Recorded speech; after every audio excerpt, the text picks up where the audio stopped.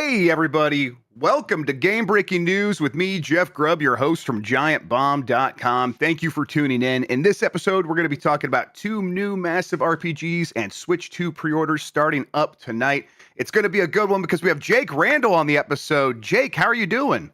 Hey, I'm doing great. How are you doing, Jeff? I'm doing excellent. Yeah, kind of stayed up late to catch the new episodes of Andor, and they were very good, so I was very happy with that. Probably going to be staying up late again tonight? I'm going to be staying up late again tonight. Yes, we're going to be trying to get those pre-orders for the Switch 2, and I'm going to be relying on you. We'll definitely talk about that here in a second, but I know you've been doing a lot of prep on that. I guess, how are you feeling about this lead up to us here in this country finally getting the chance to pre-order a Switch 2? Well, we were just talking about this on the pre-show a little bit, but we're getting a lot of mixed messages because there's certain parts of the world where it seems like the stock has been great. Pre-orders aren't too challenging, definitely not PS5 level. And then there's news, like what came out today about how much demand there is for the signups in Japan and Nintendo.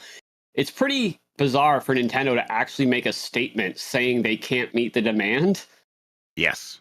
So it goes both ways, but to be honest, I think this is definitely going to be easier than the PS5 Series X launch. Seems that way.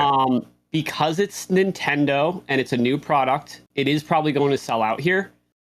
But I think if you're on top of it, I think if you get on pre-orders right away, you should be okay. And I do think there'll be multiple pre-orders before launch date.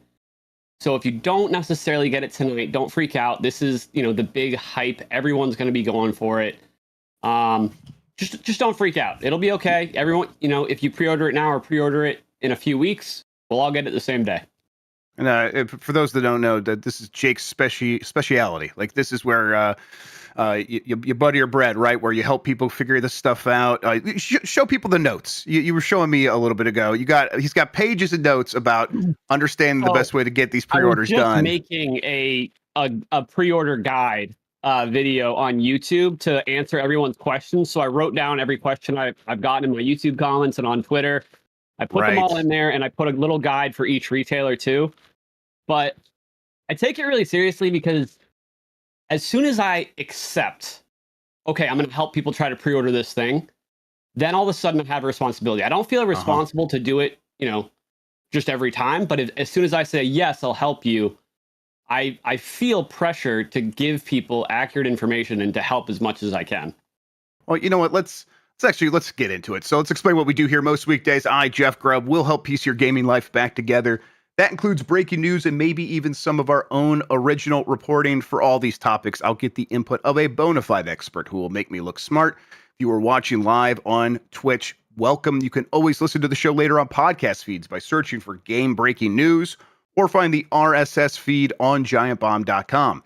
You can also catch the show later on YouTube. Hello, YouTube. All right, we have a lot to get into, so let's start the show with those Switch 2 pre-orders begin tonight. So if you're Eastern time, it's midnight. If you're on the West Coast, it will actually be 9 p.m. It's all going to line up that way. I can't help you right now with Minecraft Kid. I'll help you in a little bit, okay? And then so with the pre-orders tonight, it is going to be all major retailers, but not like the Nintendo store, right? That's going to be later. So do you have like a preference, Jake, for where people should try to focus their energy, or is it kind of like a shotgun approach? Just kind of go. Yeah, that was one of the biggest questions I had. So the only exception is GameStop is not going live at midnight. Their online orders will be tomorrow morning at 11 a.m. Eastern, 8 a.m. Pacific. And then when their stores open, which is typically noon, whenever your local store opens, they have a separate allotment to pre-order in person in the store. But yeah, they're the only one that their online pre-orders are not going live at midnight.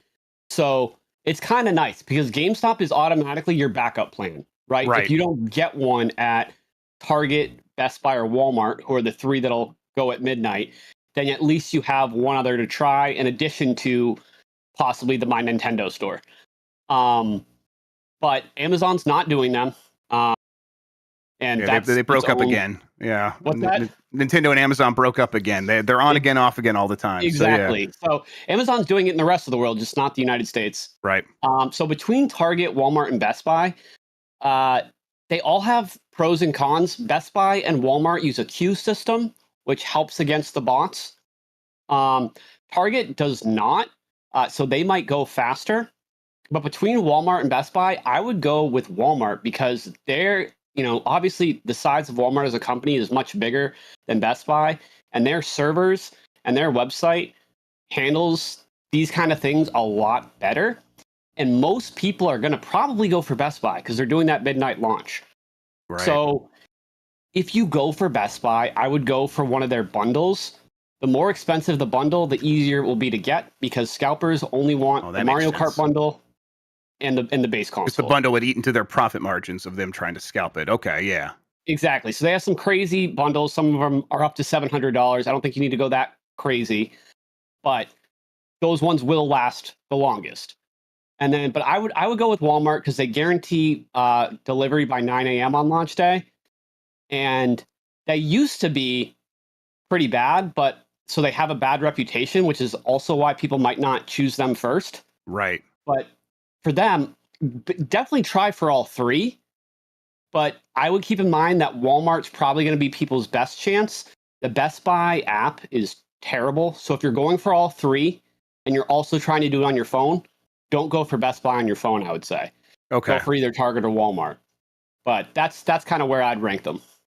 Okay. So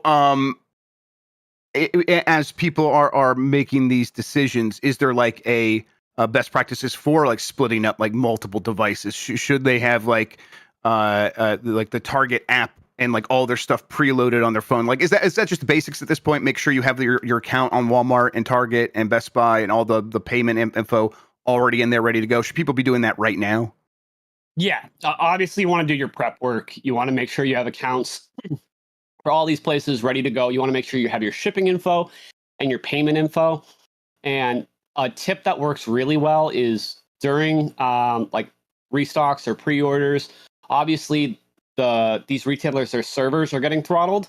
So if you use PayPal or Apple Pay or Red Card or Google Pay instead of a credit or debit card, it increases your chances exponentially because it processes your payment on those companies' servers instead of the retailer's servers. Oh, interesting. So I would do that. And also, I would recommend if you can only go for one on your phone of the three, I would recommend Walmart because if you have Walmart up on your computer and also on your phone, in their queue system, it'll give you a separate place in line on each of them. Oh, okay. So it's kind of like getting two chances. And then while you're waiting in the queue on Walmart and Best Buy on your computer, and also waiting in the queue on Walmart, then you can focus on the Target website in terms of refreshing, since that's the only one of these that doesn't have a queue system. Okay. All right. Interesting. Okay. So if you were trying to get a Switch 2 tonight, you had just enough money to get one. Like, what is your go-to? Like, what is the one thing that you recommend everybody do, and like the best path forward? What would you say to that person in that situation? So, honestly, shameless self-plug here, but I think it is really helpful, not just because of me, but I will be live streaming the pre-orders, and the actual benefit to the live stream is it will let us adjust on the fly. Mm-hmm. So if certain websites aren't working, on your end, if you're not on the stream, you just have no idea what's going on. You don't know, you don't realize, oh, this website's, the servers are just down, so I shouldn't be focusing on this right now. But in the live stream, I can tell you that, and I have a lot of experts that are smarter than me in a lot of ways in my chat that can also tell us that. So as a community, it's not really even my thing. It's the community working together.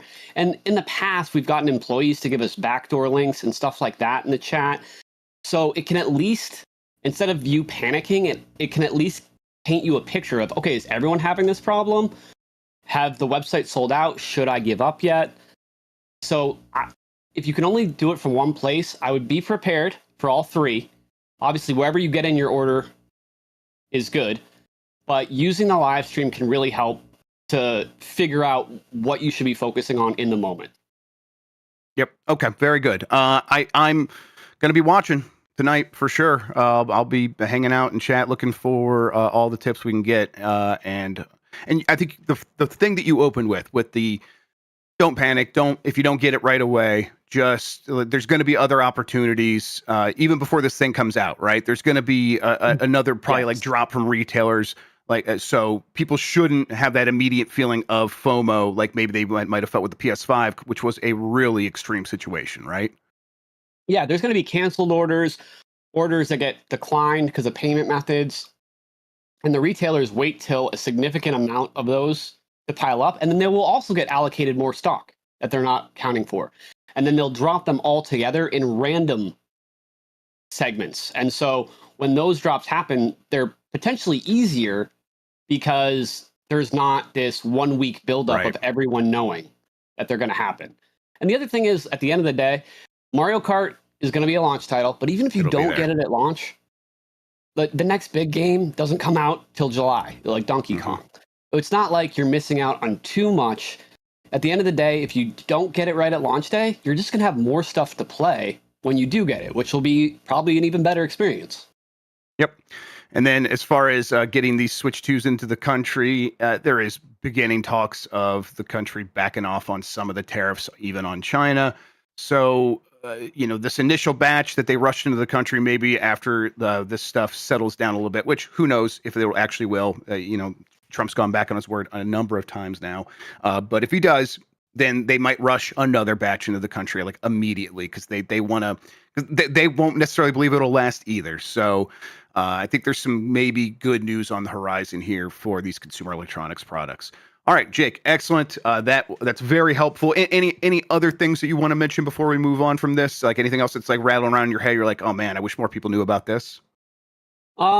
Honestly, not off the top, but after the podcast, you have plenty of time. I would, in the description of my live stream and also just on my channel, the most recent video is that guide that will cover everything we kind of just talked about, plus a lot more too. So I would just recommend just going over that, put it on the background. It's like 20 minutes. You saw my notes. It was very hard to condense, but that's my last thing. Excellent. Thank you so much. What was the, where should people find the YouTube channel? Should they just go Google Jake Randall on YouTube? Yep. Jake Randall on YouTube or Twitter X. It'll all come right up. Well, speaking on this topic, Nintendo is already apologizing for not having enough Switch 2s. This comes from Ethan Gotch at Kotaku. Switch 2 pre-orders don't begin in the United States until late tonight, around midnight, but they've already been underway in other parts of the world, and even Nintendo has been shocked by the level of demand so far. The company said that with over 2.2 million fans seeking to pre-order a Switch 2 directly from My Nintendo in Japan alone, the demand already far exceeds its ability to fulfill shipments to that country at launch. We received an extremely large number of applications, approximately 2.2 million people in Japan alone, Nintendo President Shuntaro Furukawa posted directly on Twitter today. However, this number far exceeds our expectations and far exceeds the number of Switch 2 consoles that can be delivered from the My Nintendo store on June 5th. Therefore, unfortunately, we expect that a significant number of customers will not be selected when the winners are announced tomorrow, April 24th. So they're doing a lottery in Japan. They don't do that in a lot of territories. I think I think they think a lot of other territories don't like the idea of a lottery, and maybe they're right about that. Japan is more accustomed to that sort of thing. 2.2 million trying to get in there. Obviously, a lot of that, Jake, is going to be like if you're going to be spreading out your chances. A lot of people are going to try to go to the retailers. They're going to try to go to online stores, and then if this is an opportunity, they're going to go do that as well. But 2.2 million right there at launch for the My Nintendo option. That is a pretty big demand for launch. Like if they sold 2.2 million Switch 2s just in Japan in the first month, that would be really, really good. So it does sound like you're right where we talked about earlier. The mixed messaging on the availability of this thing is kind of a little confusing. But I think, the bottom line, right, is this thing is going to sell out at some point here pretty quickly after it goes up for sale, right? Yeah. The other thing that's a little tricky here is, it's been fairly easy in parts of the world to pre-order. Once this comes out, once the games start coming out, you can actually expect it to get harder to get the longer it's out. Yeah. Because even the Switch 1 has historically sold out every holiday season. There's been other factors into that. There's been chip shortages and things like that. But even like 5-6 years into its life cycle, the Switch 1 sells out before the holidays. So factor in like the demand for this, the fact that the 150 million Switch 1 user base doesn't have it yet, and a lot of those players will be wanting one. And I expect it to be probably hard for pre-orders, then possibly like a little after launch, a couple months into it, to get a little easier. But then like come September and October, it might be harder than pre-order time. And the other thing is they have the most amount of stock during pre-orders. They've been building up stock for months and months. Now it's going to come down to how many they can produce each month. So they'll never be able to stockpile units again. So that's going to make it harder to get as well. So your best chance is probably like the pre-order phase, then maybe a couple months in, but then it's going to get really hard to get. And then first quarter next year, it might start to get easier again. Right. The slack might come back. Like they won't begin stockpiling again, but the demand will sort of calm down a little bit. So, okay. Yeah. And I think Nintendo recognizes that to a certain extent, which is why they're out there kind of explaining this. But yeah, we will have to kind of see. But I'm imagining it's going to go a lot like what you said, where it's people who really want one right now, if they kind of put their head down, they'll have a good chance of snatching one. And then if you do wait, that period closer to the holiday is going to be more difficult. All right. Let's get on to some of the other news. Clair Obscur Expedition 33 is a Game of the Year contender, I wrote down here, just based on its early reviews. And it's not like this is a handful of reviews. There were more than 80 on OpenCritic, where it has a 92. Ed Nightingale at Eurogamer gave it 4 stars, said that the French take on a JRPG has outstanding artwork and glorious combat that bring Clair Obscur Expedition 33's bold, painterly world to life. Richard Wakeling at GameSpot gave it a 9 out of 10, said Clair Obscur Expedition 33 is a phenomenal RPG, or RPW, as we call it around here, telling a heartbreaking tale while incorporating thrilling action into its tactical turn-based combat. Dom Pepiot at VG247 gave it 5 stars and said, they say art is all about eliciting an emotional reaction. If you could do that, all the effort expended in creating it was worth it. I think Clair Obscur does that with aplomb. If you have ever loved role-playing games, you owe it to yourself to play this. It has the capacity to touch you on your heart, all that good stuff. Lexi in chats gave it a 98 out of 100. Everyone I've been talking to, Jake, who's been playing this, has really been liking it. I haven't had much time to play it myself, but I will be. I played it in there was an early preview phase where I played quite a bit of it. And I just think it's got the juice. It has got the stuff that people come to these games for. And then it doesn't try to do too much outside of that. And I think that's pretty wise. It focuses on delivering like a really well done acting and storytelling, and then a really good combat system. So I think this one's really going to catch on with a lot of people. Is this one that's been on your radar, Jake? It hasn't, just because my backlog's been a little crazy, Sure. But I'm a huge RPG guy, and I'm actually really interested because I'm addicted to turn-based combat, tactical RPGs, SRPGs. But one thing that, when there's so many things to play and these games take a lot of time, one thing that kind of steers me away is if the story isn't compelling, if that part doesn't pull me in, it makes it really hard for me to put all my time into that. But this game sounds like it has that. It definitely does. After hearing that, now it's kind of jumping up on my list. Yeah, I think it's exactly that this is that's not always something that captures me, but in this case, what I have played of it and have seen of it, it did. Like the story was something that won me over, and it's like, well, I don't necessarily need that personally, but so when it does, it's always like this nice bonus. And then when that happens, I can usually tell it's like if it's getting me in that way, the people that like you that do come to these games for that kind of strong, compelling storytelling are really going to have something to fall in love with here. So that's kind of been what everyone's saying. And then on top of that really, I just find it a super engaging combat system where all the characters have a little bit something different going on, and they all have their own sort of gameplay loop of how one action that you do feeds into the next action, and then that feeds into the next action that's even bigger and more impressive, and then it sort of flips over and starts all over again, and you just feel like you're always working towards something. It really understands the genre, it really understands its own mechanics in a way that I have found very impressive. So yeah, sold. Yes, I think this game's going to pop off for everybody. I'm currently playing Astrobot. Oh, okay, all right, fair enough. Hey, that's a good game too. Hey, finish Astrobot, awesome. please. I'm definitely going to platinum it. I'm like halfway through, but yeah. Now I've got another one. Yep. Hey, add it to the list for sure. Yeah. Exactly. I do think this game is going to find a massive audience. It's going to be a lot of people's new main thing that they're going to be thinking about for the rest of the year. And it is one of the reasons why I am like, people keep pointing out, hey, Oblivion launched this week. And obviously there are a lot of people who play all kinds of games, including both an Oblivion and an RPG like this. But I think this one's going to find its own audience, very separate from that noise. This is going to be a stacked year. Yes, it already is kind of like there's been a lot of good games. Mario Kart World, Donkey Kong, Pokemon Legends, this game, GTA 6, Ghost of Yotei. It's crazy. Yeah. Hey, and speaking of Ghost of Yotei, Ghost of Yotei release date set for October 2nd. I think it's Yotei, but I can't remember for sure. From Darren Bonthus at GameSpot, Ghost of Yotei has an official release date locked in as the upcoming open world samurai game will be released for PlayStation 5 on October 2nd. Developed by Sucker Punch Productions, the game is a sequel to the critically acclaimed Ghost of Tsushima. This got announced in a blog post. Sucker Punch revealed more about Ghost of Yotei's plot, which revolves around the protagonist Atsu hunting down the Yotei Six, a gang of outlaws who murdered her family. It's just like they're completely just ripping off that Assassin's Creed Shadows game.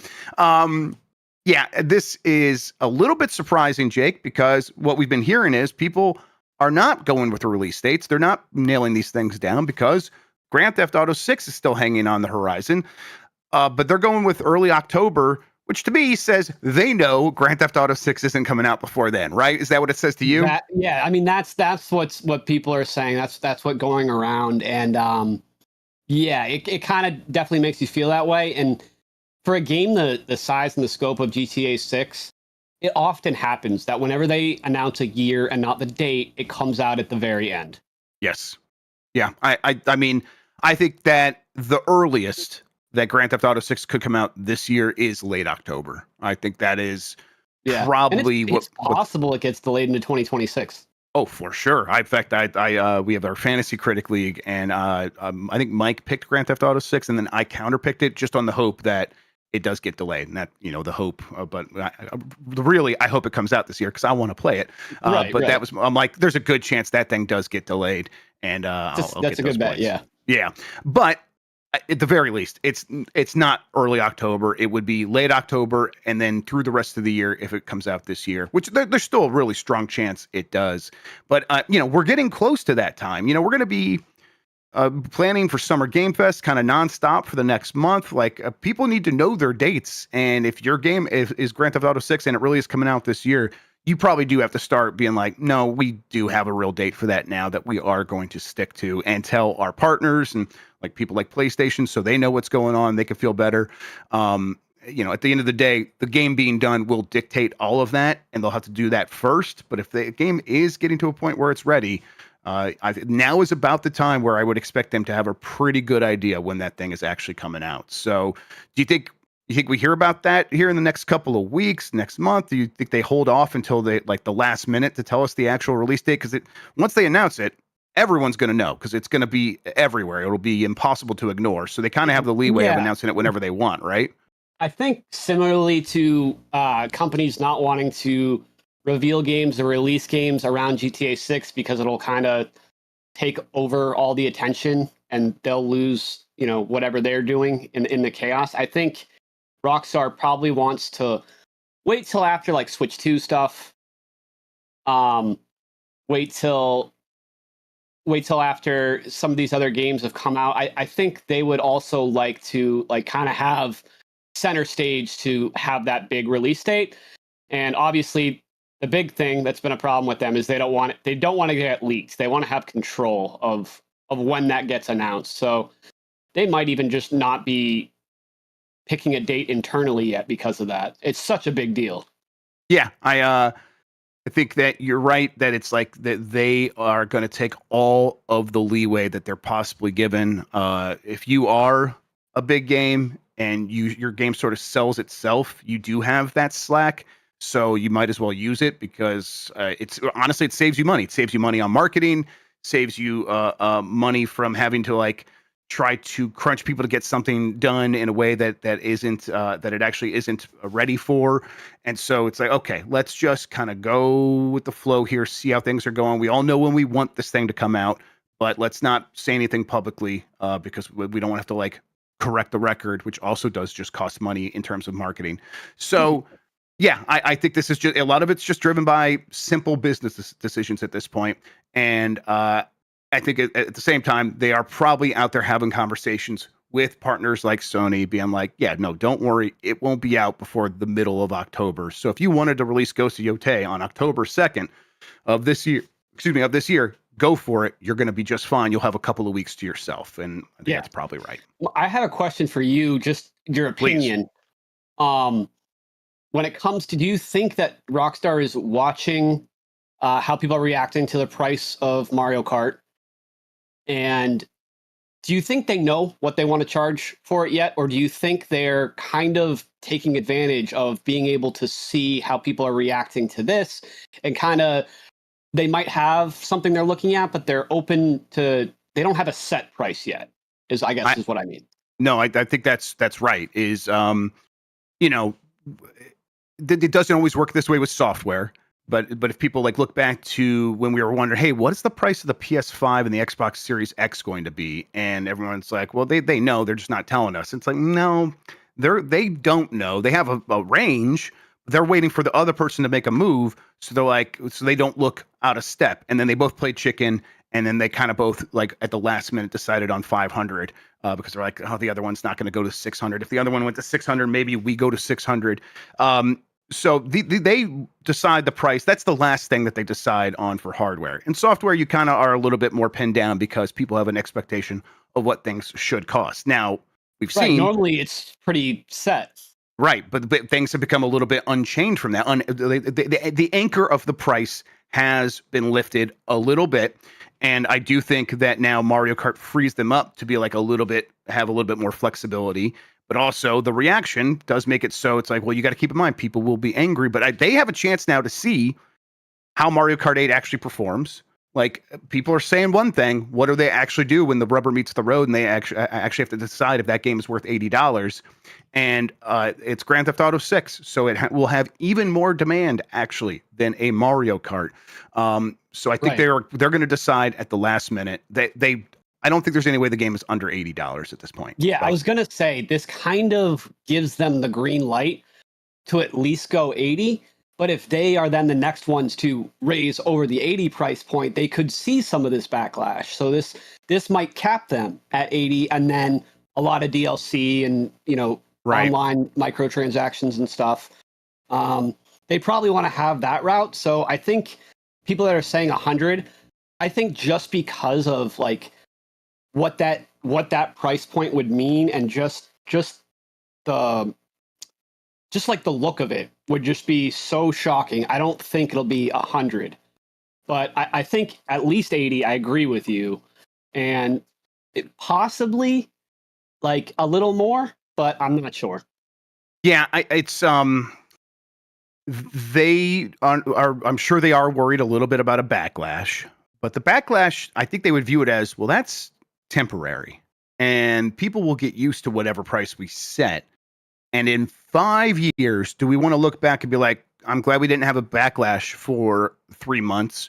Or am I glad that we got an extra $10 to $20 for every copy we sold for the last 5 years? I know which way that they... Yeah, that's a good way to look at it. You're right. I know which way that they really feel about that. And but the reality is they do have to take price pressure into consideration, because every dollar you increase it does mean fewer people will buy it. But do you think your thing has so much demand that that won't matter? I think they probably feel that way about Grand Theft Auto 6. The reality here is they almost certainly just get creative with the pricing, right? Yeah. $80 for a base version, $100 for something that has all the stuff that you really want if you're going to play GTA Online 2 or whatever that looks like, something we still have no idea how they're going to present that. Early access. Then we're going to have the PS6 version. Then we're going to have the PS6 Pro version. Of course, yes. And then play it a week early for $120, that sort of thing. They'll sell a lot of copies of that. That'll be the bulk of their sales, honestly, in the first year. If they could. So I don't think that they will avoid that either. So they'll find a lot of ways to get that average price up well above 80, but the minimum is going to be 80. All right, let's take a quick break. When we come back, we're going to talk about Matt Piscatella dropping the latest Circana report for U.S. game sales and a lot more right after this.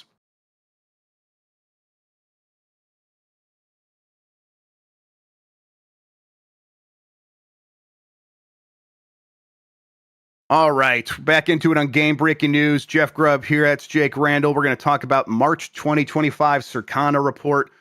Here it is from Matt Piscatella.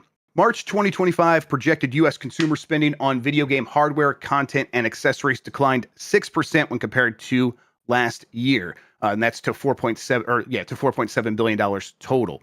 Assassin's Creed Shadows debuted as the best-selling game of March, ranking second year-to-date so far. U.S. video game market March spending trend. This is them kind of just tracking how things have gone.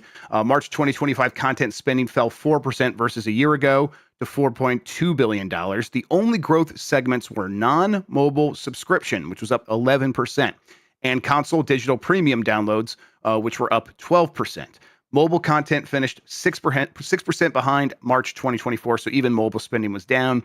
They do have a chart where it shows like how marches have gone for like the last, let's say, like 6 years, 7 years.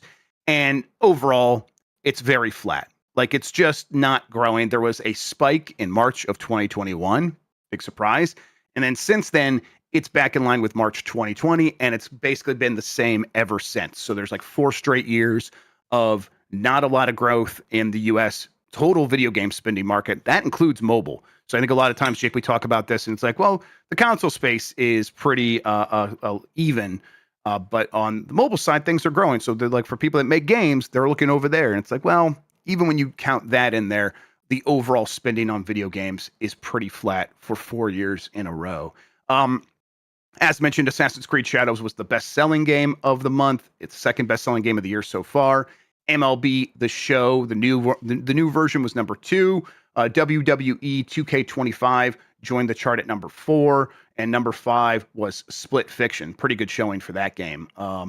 Let's see here. Rest of the chart. Yeah, okay. Some notes from Matt about some of these games. Assassin's Creed Shadows was the best-selling title in March, instantly becoming the number 2 best-selling game of 2025 year-to-date. Assassin's Creed Shadows finished the month ranked first in full game dollar sales on Xbox platforms and second on both PlayStation and Steam. MLB The Show 25 ranked as the second best-selling game of March and led all titles in full game dollar sales on PlayStation platforms. Tracked launch month dollar sales of MLB The Show 25 were 23% higher than those of MLB The Show 24 during its March 2024 debut period. I think that game is no longer on Game Pass, and that might be what happened there. Okay, Jake, basically it's like some new games came out. They performed pretty well. It's still the sales for software down year over year, regardless of that. Do you think that we are in a place where Switch 2 comes out and kind of cures a lot of what ails the gaming industry right now, or is there more to it than that? I think it's kind of a little more complicated than that. Yeah. I think that the backlash with the prices doesn't really help. So in a way, the Switch 2 is kind of hurting it as much as it's helping it. Nintendo always produces quality software. Their games are very polished, very fun. But I think there's a lot going on right now. When those numbers kind of peaked, it was around COVID.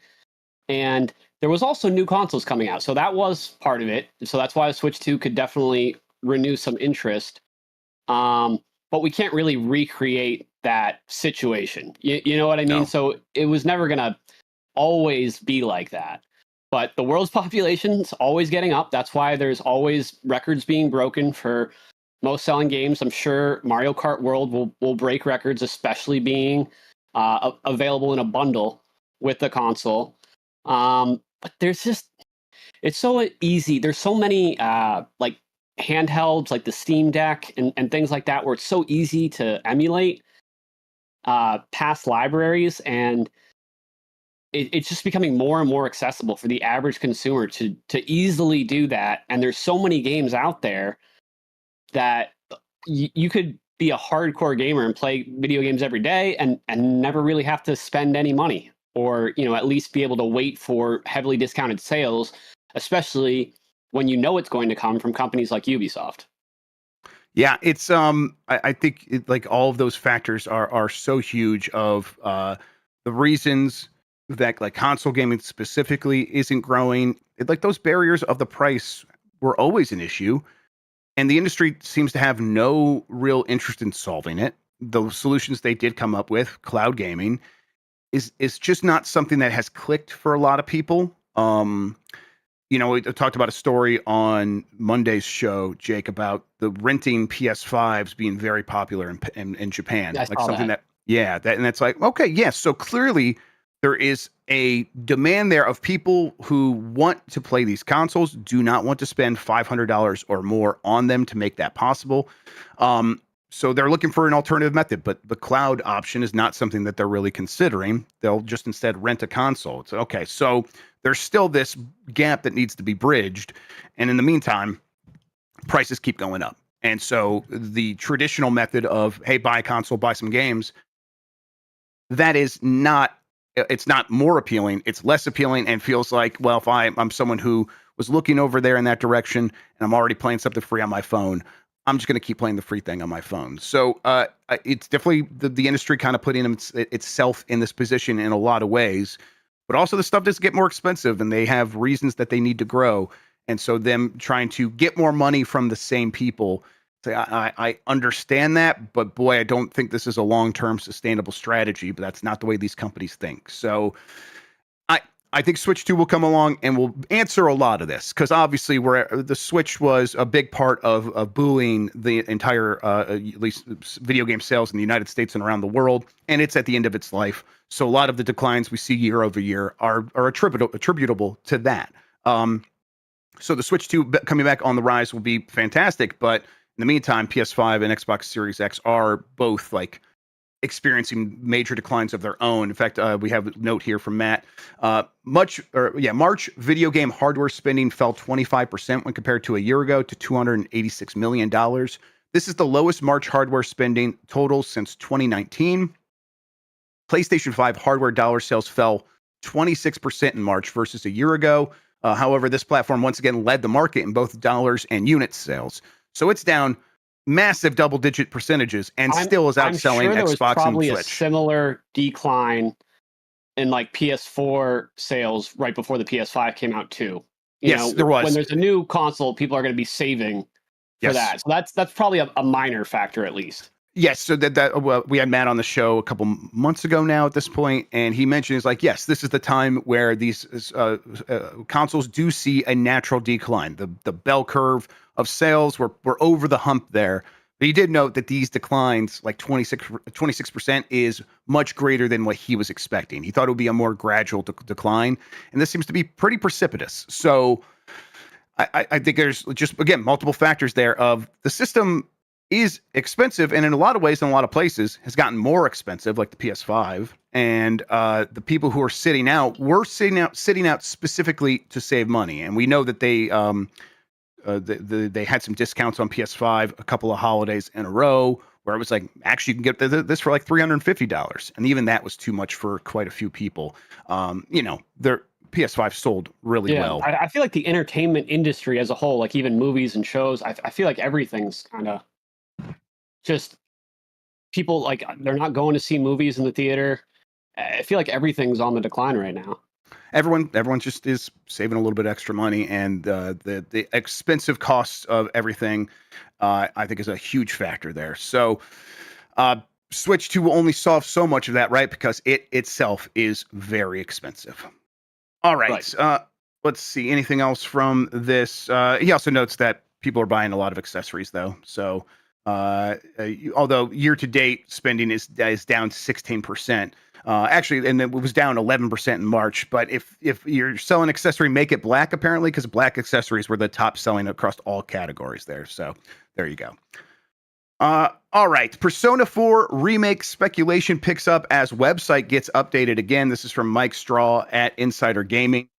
Talk surrounding a potential reveal of a Persona 4 remake is continuing to pick up steam online. Late last month, Keen-eyed fans discovered that a website with the domain p4re.jp had been registered. It was quickly pointed out that just 3 months before it was revealed, a domain for the domain of p3re.jp was also registered for Persona 3 Remake that launched in February 2024. So people are drawing a direct correlation here, Jake, of this happened before, so maybe we'll get this game very soon. And at the very least, people are also noting that this website is getting updated frequently. It was just updated a couple days ago, apparently. So it does feel like we are going to find out about this pretty soon. Of course, this is no guarantee of that. The website could be just a placeholder. This is no guarantee. But Persona 4 Remake has been rumored and speculated on. Seems pretty likely. Do you think this is something we hear about pretty soon? Oh, for sure. I mean, as soon as they did Persona 3 Remake, it's like, okay, Persona 4 Remake's going to come at some point. It's an even more popular game, whether you like 3 or 4 better. The Persona series, ever since 3, like 3, 4, 5, has just exploded. And as soon as they remade 3, you knew 4 was going to come. And I think with this website coming out, it absolutely points to they're going to share it soon, or at least it's probably ready to be shared, and they're trying to pick the exact perfect time. Maybe we'll see it at Summer Games Fest. That would make sense. But honestly, I'm more interested when we're going to get Final Fantasy 9 and Persona 6.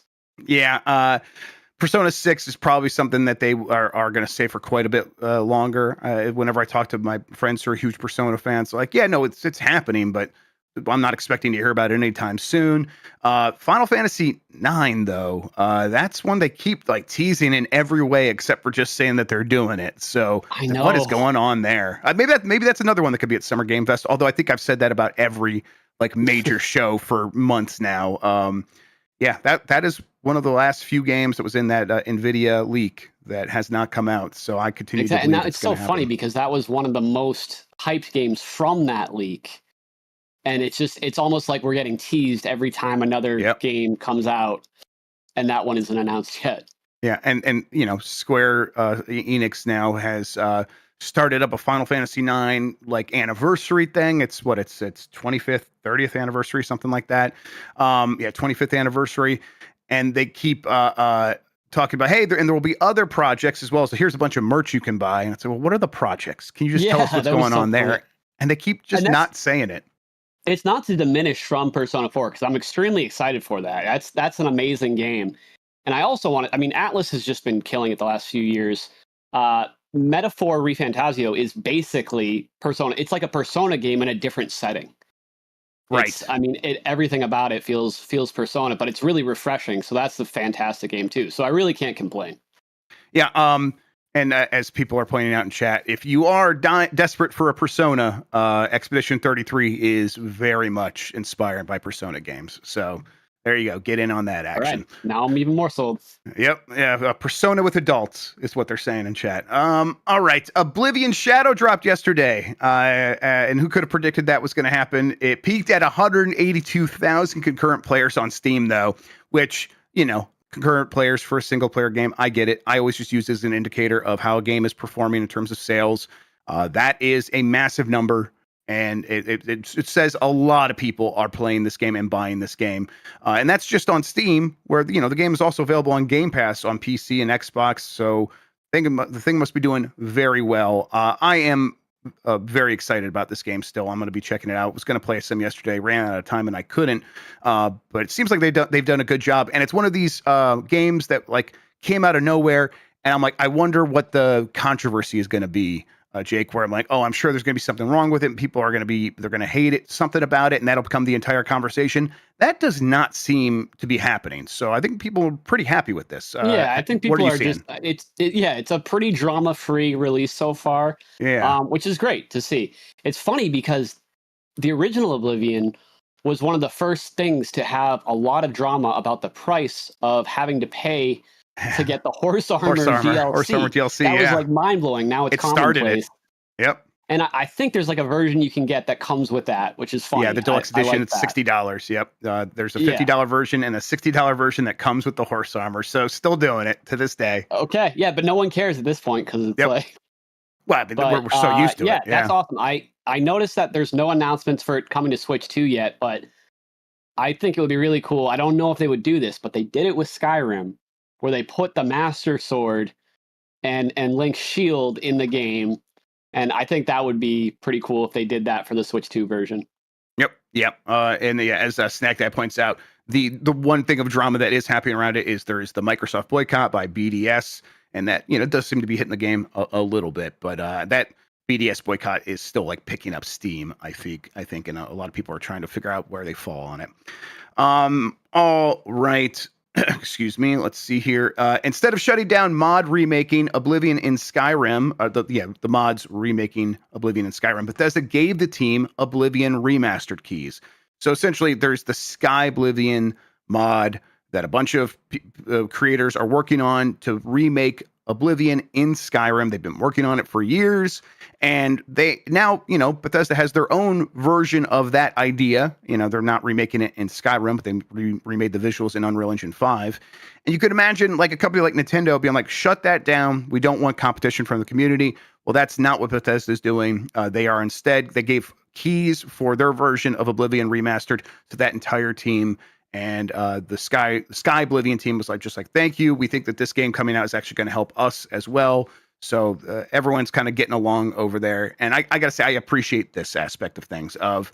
You don't have to squash every sort of fan show of devotion when it just because it takes the form of a video game. Like, people want to make their fan art and they want to make their fan games. Let them do it. And it really is not going to hurt anything in the end. It clearly has not hurt Oblivion, right?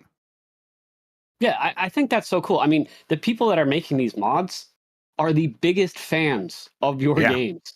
So I think it's amazing to do that for them and show that appreciation. Probably made their year, It's frustrating the way Nintendo goes about it. They're kind of like how Disney is with their intellectual properties. Yes. I get it. It makes sense from a business perspective, but it doesn't always make sense. Yep. You know what I mean? Like, it's sometimes when you see all the love, it's good. And, Nintendo has, especially like the Pokemon company, it's been speculated that they've used fan-created Pokemon to inspire their designs. It's hard to say because most Pokemon are based on real animals, but there are some very compelling cases where you can look at some fan-made Pokemon versus what Nintendo did. And there's so many similarities that kind of make sense. And I don't know, imagine if Nintendo opened up a contest, to create your own Pokemon and it will be added to the game. That would be so much publicity right there. Like, the next game, whatever performance issues it have, that would totally kind of take over, what people are talking about. I wish Nintendo would do stuff like this more. So shout out to them for doing that. Yeah, it's definitely. I always point out it's like the difference between Lucasfilm for a long time and CBS Paramount with Star Trek, where Lucasfilm was actually pretty litigious and stopping people from making a lot of Star Wars fan films, and Star Trek was just like, go to town, do whatever you want, make all this stuff, make your own entire fan shows and stream them online, and we love to see this stuff. And it's like, clearly one of those is better than the other, and helps grow and fosters a community of creative people who want to be a part. And like, eventually, a lot of those people are going to end up making the real ones because they will have built up so much talent and skills, and they'll go work in those fields professionally, and then maybe one day actually make a real Star Wars for you. So, yeah, if I'm one of these game companies, I am definitely finding every way I can to support the mod creators. Now, Oblivion Remastered doesn't support mods out of the gate.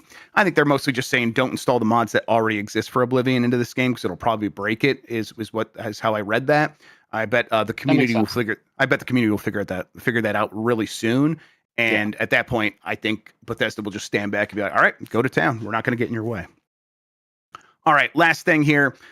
Activision confirms Tony Hawk's Pro Skater 3+4 will have a career mode, but fans are still confused. This is from Joshua Robertson at The Gamer, and I too am still confused about this. So Tony, am I. I'm curious to hear this. Yeah, let's see if we can figure this one out. Tony Hawk's Pro Skater 3+4's reveal earlier this year was a big surprise to many, and there was a lot of excitement over potentially revisiting some of the classic Tony Hawk games we all grew up with.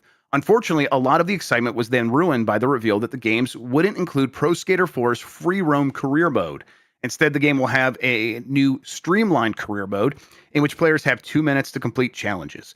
It was a major blow to many fans, though Activision seems to now be doing the best to make sure the entire situation is as confusing as possible, as it appears to have rubbished its own comments and confirmed career mode after all. So there is a tweet that they posted where they said, "Who said there's no career mode?" And then they show small snippets of gameplay of Tony Hawk Pro Skater 4 missions, and it looks like it's suggesting that the original career mode is in there as people want it to be, although they didn't just come out there and explicitly state that.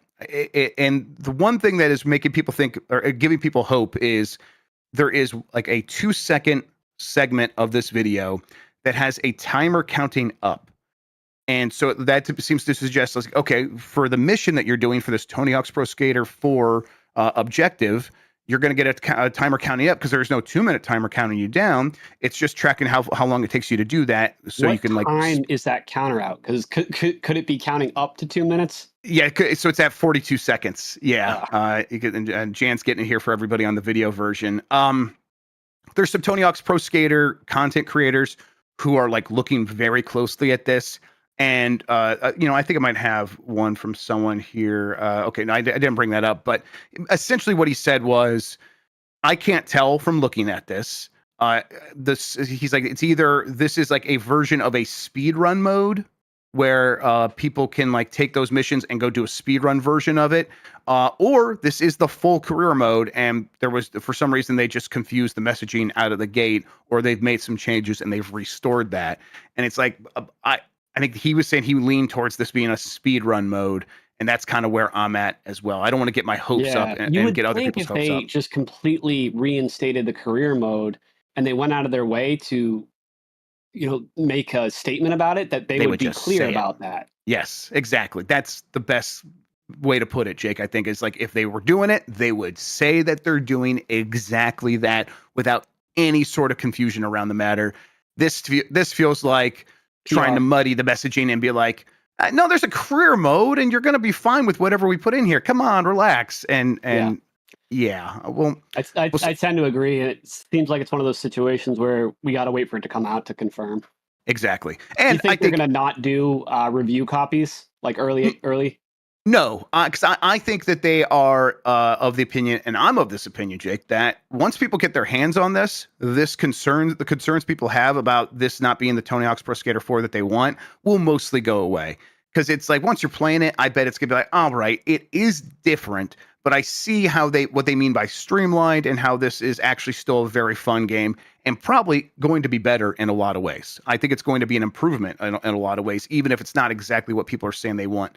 Now, once they get their hands on it, I think a lot of people will change their minds. I hope so. I hope that's the case. Yeah, that's definitely me hoping in that as well. But I do think that's probably how this will go down. So that does kind of make sense. If they're confident in the product and they think it is actually more fun this way, but people just can't experience that yet, you do have to have it come out. So hope that's the case for sure.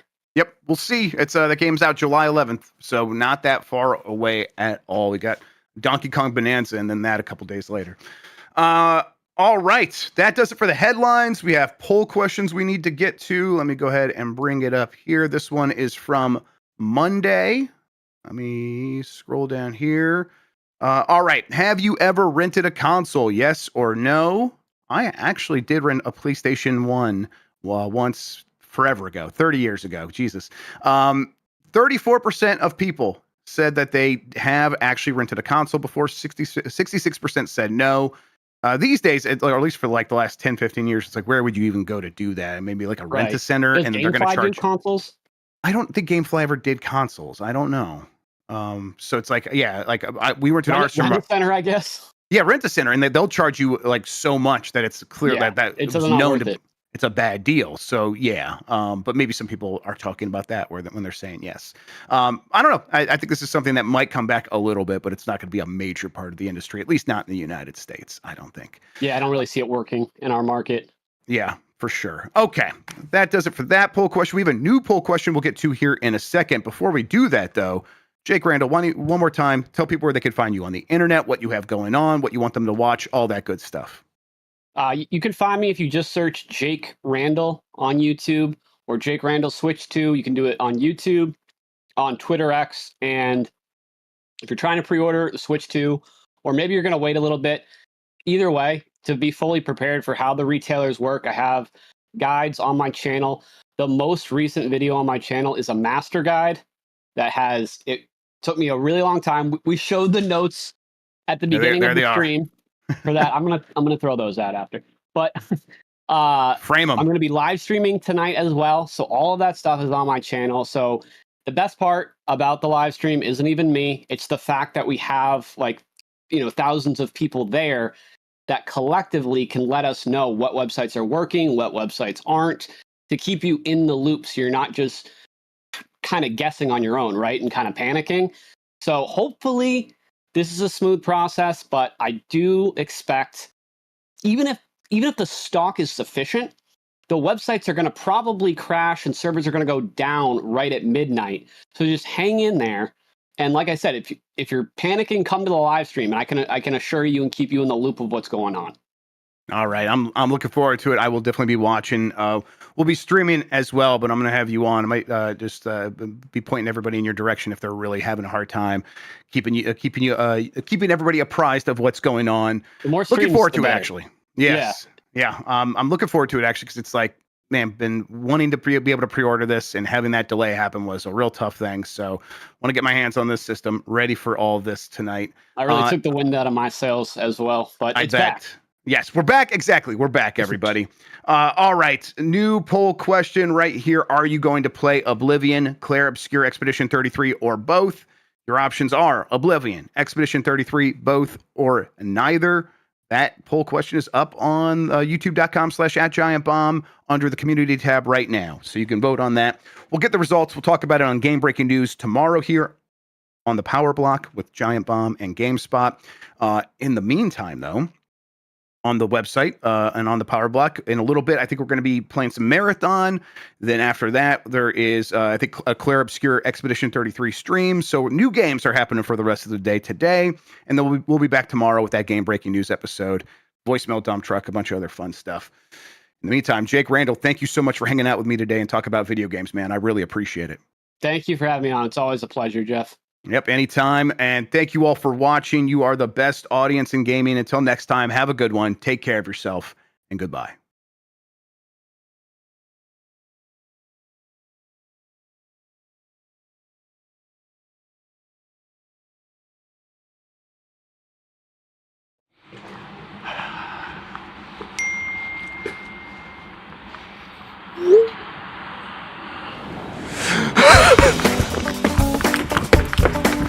Welcome to the GameSpot Show.